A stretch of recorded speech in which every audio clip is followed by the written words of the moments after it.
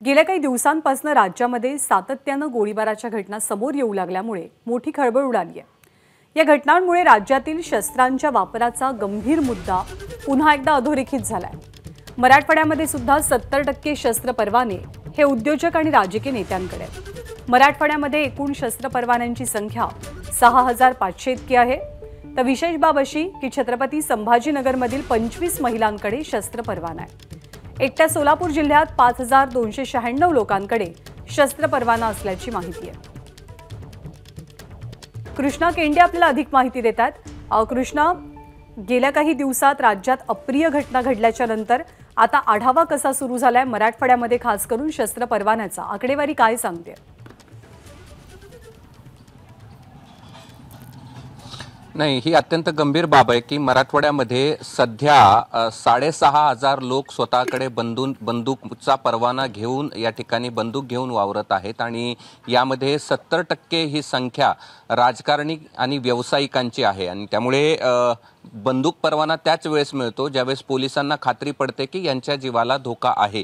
मात्र राज्यातल्या गेल्या काही दिवसातल्या गोळीबाराच्या घटना पाहिल्या तर 6500 लोकांकडे सध्या शस्त्र परवाना आहे मराठवाड्यातल्या 8 जिल्ह्यांमध्ये आणि ही अधिकृत शस्त्र बाळगण्याची परवानगी त्यांच्याकडे आहे। अनधिकृत बंदुकांची संख्या आता तरी सांगणं कठीण आहे आणि त्यामध्ये जर आपण आकडेवारी सांगायची झाली तर संभाजीनगरमध्ये 1749 शस्त्र परवाने लोकांकडे आहेत, नांदेडमध्ये 721, जालनामध्ये 754, परभणीमध्ये 550, बीडमध्ये 1223, लातूरमध्ये 936, हिंगोलीमध्ये 197 आणि खास करून एकट्या सोलापूरमध्ये 5296 लोकांकडे शस्त्र परवाने आहेत। आणि विशेष सांगायचं झालं तर संभाजीनगरमध्ये 25 महिलांकडे अधिकृतरित्या शस्त्र वापरण्याची परवानगी पोलिसांनी दिलेली आहे। आणि पुन्हा एकदा सांगतो की यामध्ये 70% लोक हे राजकारणी किंवा व्यवसाय करणारे लोक आहेत आणि एवढ्या लोकांकडे सध्या परवाना आपल्याला पाहायला मिळतो आहे। आणि राज्यातल्या ह्या घटना घडत असताना पोलिसांनी पुन्हा एकदा शस्त्र परवाने रिव्हिजन घेतली आणि त्यातनं ही आकडेवारी या ठिकाणी समोर आली। आणि विशेष सांगायचं झालं तर यातले काही परवाने